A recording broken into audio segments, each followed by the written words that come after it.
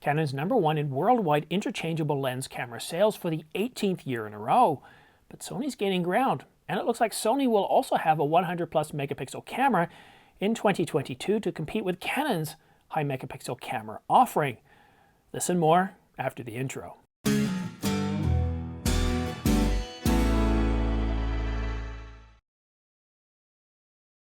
Hi, I'm Simon. Thanks for tuning in to The Ordinary Filmmaker. Subscribe to get notification of new videos like this one so you don't miss any news, rumors, gear reviews, or tutorials.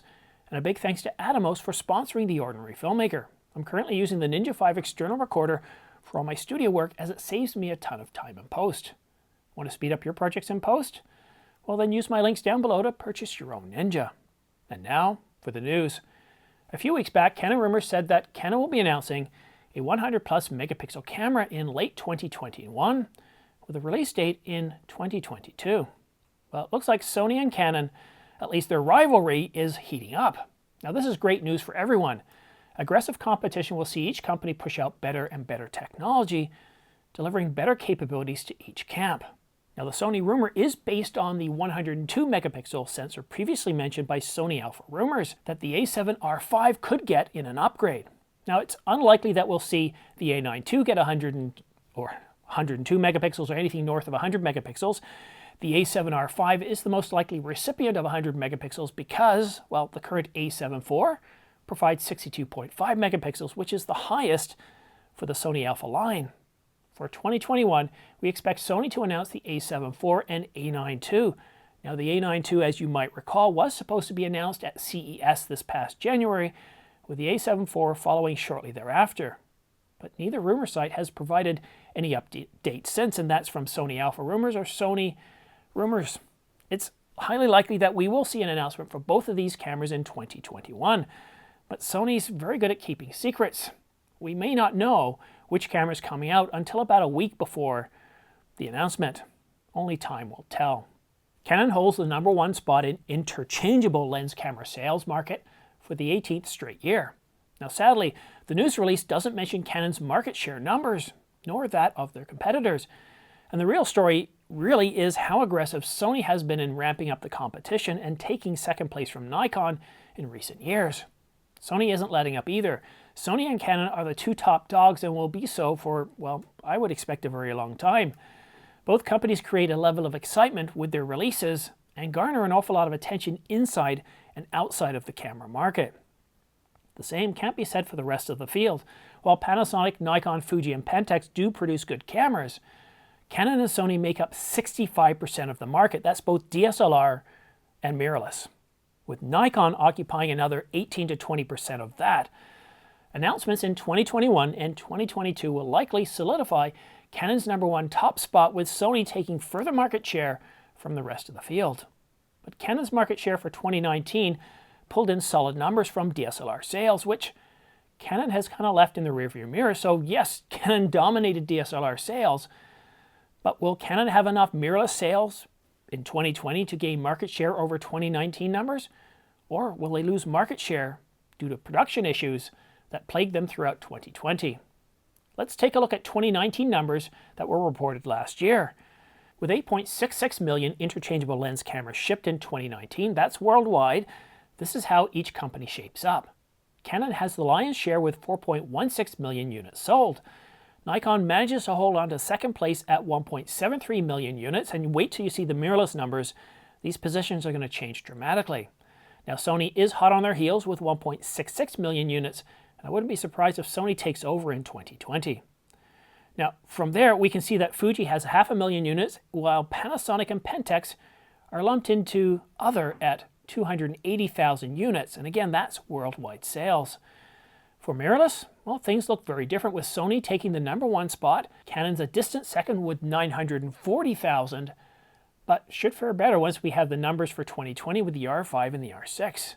Fuji has 500,000, followed by Olympus and Nikon. And look at Nikon here. Mirrorless is definitely the future, and they barely have 300,000 units worldwide. This isn't looking good for Nikon. They really need to impress and deliver products that grab market share. Now, despite Canon, well, having a very similar lackluster position in terms of market offerings in mirrorless for 2019, with the EOS R being, well, largely panned by critics. They're faring much better with 3 times as many units selling than that of Nikon. And once again, Pentax and Panasonic are lumped into that other category, and it's definitely not a good place to be. The question for you is, will they climb out of the basement for 2020? Me personally, I really don't think it's looking good, but we'll just have to wait and see. 2020 will look different. DSLR sales are down, affecting Canon's numbers, and Canon really isn't supporting that platform anymore. They're not coming out with any new units. So the question is, will Canon have solid enough R system cameras to improve their market share over 2019? Well, we should know soon enough, but from where I sit, Sony and Canon are the 2 market leaders and the companies to watch into the future. And now, let's go behind the scenes. Well, I woke up this morning and it was cold. It was around -2 degrees centigrade or about 28 degrees Fahrenheit. And to make matters worse, there was snow on the ground.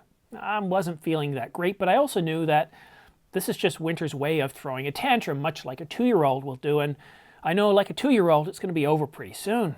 And now where I sit on my lunch break, snow's gone. It's warmed up. It's about 7 degrees. Well, I'm thinking it's supposed to be about 7 degrees because that's what they projected for today.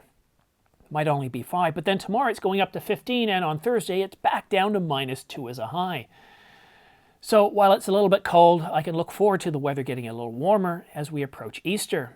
And I'm even thinking of taking next week off. What do you think I should do? Let me know in the comment section down below.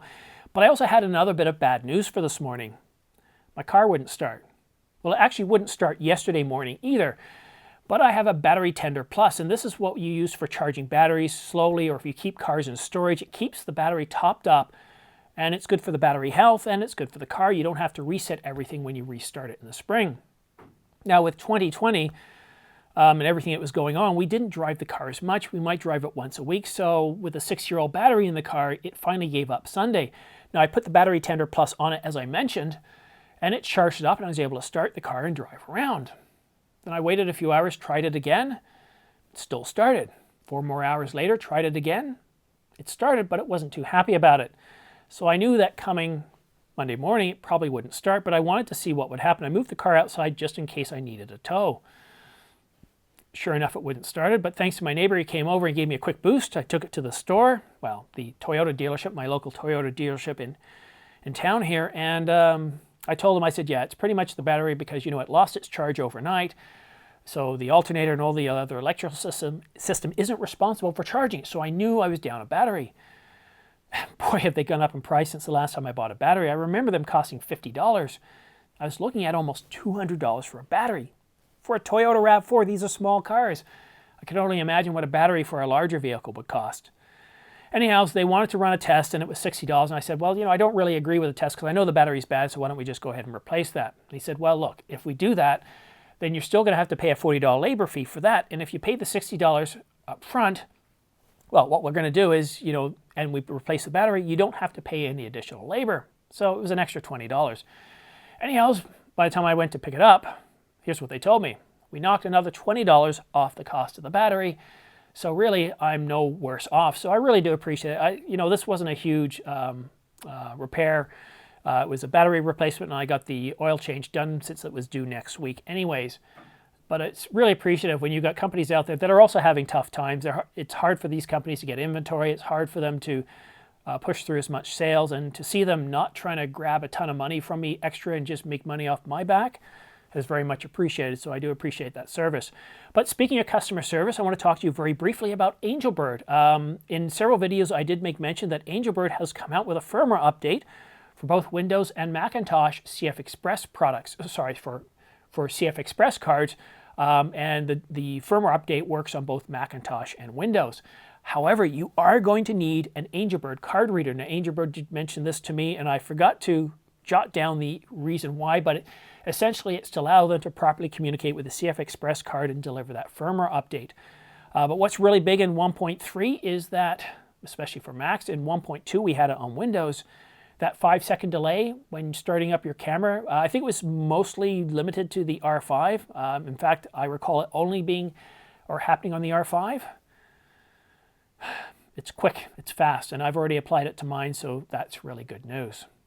But that's it for now. Don't forget to subscribe for your chance to win 2 Angelbird 128GB AV Pro MK2 V90 UHS-2 SD cards. And you'll also win a UHS-2 Angelbird card reader as well. That's a dual UHS-2 card reader. Or you could also win a Ulanzi LED light package with accent lights, an underwater light, and various other flat panel lights to help light your subject, or as a starter kit for starting your own YouTube channel. I'll be awarding these 2 prize bundles once the channel reaches 30,000 subscribers. Then I'll be offering up other prize bundles all the way up to 100,000, at which point I'll be awarding a brand new Canon EOS R5 full-frame mirrorless camera to one lucky viewer. And on that bombshell, thanks so much for watching The Ordinary Filmmaker. We'll see you again soon.